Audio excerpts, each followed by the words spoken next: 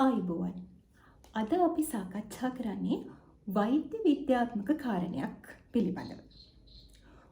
ඔබ තයිරොක්සින් ඌනතාවයෙන් පෙළෙන කෙනෙක්ද? එහෙම නැත්නම් තයිරොයිඩ් ග්‍රන්ථිය ඉවත් කිරීමේ ශල්‍ය කර්මයකට භාජනය වෙච්ච කෙනෙක්ද? මේ ප්‍රශ්න දෙකෙන් එකකට හරි පිළිතුරු ඔව් නම් ඔබ අනිවාර්යෙන්ම තයිරොක්සින් එහෙමත් නැත්නම් ලිවෝතයිරොක්සින් කියන ඖෂධය පෙත්ත භාවිතා කරන කෙනෙක් විය යුතුයි. ඔබ මේ පෙත්ත භාවිතා කරන්නේ හරි ආකාරයෙන්ද? අපි බලමු කොහොමද මේ පෙත්ත පාවිච්චි කරන්න ඕනි කියලා. ලිවෝතයිරොක්සින් එහෙමත් නැත්නම් තයිරොක්සින් කියන පෙත්ත වෛද්‍යවරයා විසින් එක් පුද්ගලයාට අදාළ වෙන විදිහට මාත්‍රාව නියම කරනවා. ඒ අවශ්‍ය ප්‍රමාණය පාවිච්චි කරන්න ඕනේ හැමදාම උදේ පාන්දර නැගිට ගමන්ම හිස් බඩින් පානය කරන්න ඕනේ. පානය කරලා අවම වශයෙන් පැය භාගයක් එහෙමත් නැත්නම් වඩා හොඳයි පැයක් වගේ කාලයක්ම කන්නේ බොන්නේ නැතුව හිස් බඩින්ම සිටිය යුතුයි. ඇයි මේ ක්‍රියාවට හේතුව? හේතුව තමයි තයිරොක්සින් කියන්නේ හෝමෝනයක්. අපි මේ පෙත්ත පාවිච්චි කරාට පස්සේ කෑවොත් හරි බිව්වොත් හරි ඒ කෑමවල අඩංගු සංඝටක හේතුවෙන් මේ හෝමෝනය අවශෝෂණය වෙන්න කලින් අපේ ශරීරයට අවශෝෂණය වෙන්න කලින්ම විනාශ වීමට භාජනය වෙනවා. විනාශ වුණොත් මේ හෝමෝනයෙන් කෙරෙන කාර්ය අපේ ශරීරේ සිදු වෙන්නේ නැහැ. මෙන්න මේ අවදානම හින්දා තමයි හිස් බඩ උදේ පාන්දර හිස් බඩ තයිරොක්සින් පෙත්ත බීමේ වැදගත්කම වෛද්‍යවරුන් විසින් නිතර අවධාරණය කරන්නේ. සමහර විට ඔබ මේ නිවැරදි විදිහට තයිරොක්සින් පාවිච්චි කරන්නේ නැත්නම් කොච්චර බෙහෙත් නිතිපතා දිනපතා බිව්වත් අපේ ශරීරයේ තයිරොක්සින් මට්ටම අඩු වෙන්න පුළුවන්. ඒකට එක් හේතුවක් තමයි හරි විදිහට තයිරොක්සින් පෙත්ත පානය නොකිරීම. ඉතින් මතක තියාගන්න උදේ පාන්දර නැගිට ගමන් හිස් බඩ තයිරොක්සින් පෙත්ත බීලා පැය භාගයක් හෝ පැයක් යනකම් කන්න බොන්නේ නැතුව ඉන්න ඕනේ. මේ කන්න බොන්නේ කිව්වම කිරි චුට්ටක් බිව්වා ඒක හරියන්නේ නැහැ. කිසිම දෙයක් කන්න බොන්න බෑ. ඉතින් මේ විදිහට අපි හරි විදිහට තයිරොක්සින් පෙත්ත පාවිච්චි කරලා අපි නිරෝගීමත් ලෙස ජීවත් වෙමු. ඉතින් ඊගාවට අපි කතා බහ කරන්නේ මේ තයිරොක්සින් ඌනතාවයේ හින්දා මොකක්ද වෙන්න පුළුවන් හානිය? ඔබ සමහර විට මෙහෙම හිතනවා ඇති. තයිරොක්සින් පෙත්ත ඔන්න මට දවසක් බොන්න බැරි වුණා. කිසි ප්‍රශ්නයක් වුණේ නෑනේ. දෙවෙනි දවසෙත් බොන්න බැරි වුණා. කිසි ප්‍රශ්නයක් වුණේ නෑනේ. එහෙනම් මම මොකටද මේ තයිරොක්සින් පෙත්ත පාවිච්චි කරන්නේ? අපරාධේ. ඇඟට කිසිම ප්‍රශ්නයක් නැහැ. මේක අපි නොබීමීමුකෝ. සමහරු එහෙම හිතලා ටිකෙන් ටික වෛද්‍යවරයාට නොකියාම තයිරොක්සින් පෙත්ත පාවිච්චි නොකර ඉන්න අවස්ථා තියෙනවා. මෙහි භයානකකම ඔබ දන්නේ නැහැ. මෙහි භයානකකම මේකයි. මේ තයිරොක්සින් කියන්නේ හෝමෝනයක්.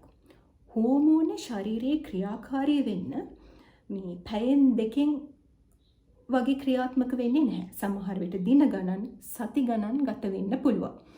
අපි මේ අපේ ශරීරයේ නැති හෝමෝනයක් අපේ ශරීරයේ අඩුවෙන් හැදෙන එහෙමත් නැත්නම් මේ ග්‍රන්ථිය ඉවත් කරපු හින්දා අපේ ශරීරයේ තිබිය යුතු හෝමෝනයක් පිටින් ලබා ගැනීමයි කරන්නේ. මේ තයිරොක්සින් කියන පෙත්තේ අඩංගු වෙන්නේ හෝමෝනයක්.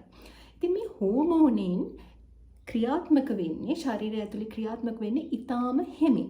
ඒ සඳහා දින ගණන් ගත වෙන්න පුළුවන්. ඉතින් ඔබ අද දවසේ නොබී හිටියොත් හෙට දවසේ නොබී හිටියොත් එහි බලපෑම අද හෝ හෙට නෙවෙයි පවතින්නේ තව ඉදිරියට. දැන් ඔබ හිතන්නකෝ ඔබ අධිරුධිර පීඩනය සඳහා බෙහෙත් පෙති පාවිච්චි කරොත් ඒ පාවිච්චි කරලා පැය කිහිපයක් ඇතුළත රුධිර පීඩනය සමතයකටපත් වෙනවා. නමුත් මේ තයිරොක්සින් වලින් කරන්නේ ඒ වගේ දෙයක් නෙවෙයි.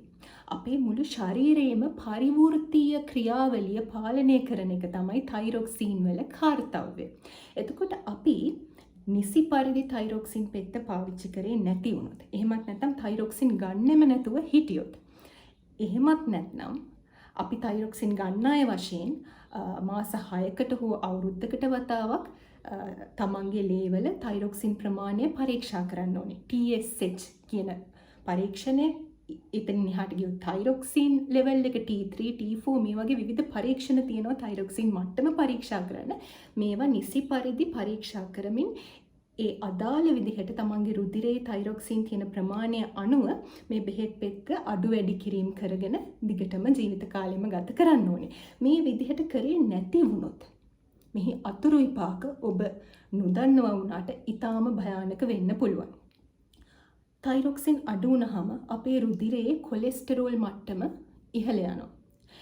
ඉහළ ගියාම ඒවා කපාට වල අපේ රුධිර වාහිනී වල එතකොට හෘදය ආශ්‍රිතව තැම්පත් වෙන්න පුළුවන්, මොළය ආශ්‍රිතව කොලෙස්ටරෝල් තැම්පත් වෙන්න පුළුවන්.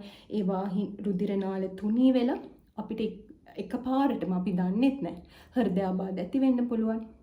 එතකොට ආඝාත තත්ත්වයන් නැති වෙන්න පුළුවන්. හෘද කර්මඤ්ඤතාවයට යන්න පුළුවන්.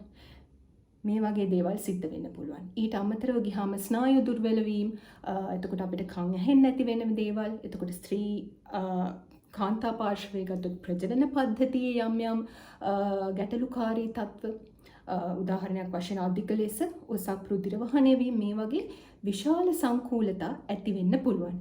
ඉතින් මෙහි භයානකකම ඔබට හෙට අනිද්දා නොතේරෙන්න පුළුවන්. නමුත් මාස කිහිපයක් ඉදිරියට එහි භයානකකම දැක ගන්න පුළුවන් වෙයි. ඒ හින්දා ඒ අවදානම ගන්න එපා. තයිරොක්සින් පෙති පාවිච්චි කරන රෝගීන් වශයෙන් අපි හරි විදිහට තයිරොක්සින් පෙත්ත පාවිච්චි කරනවද කියලා දැනගන්න.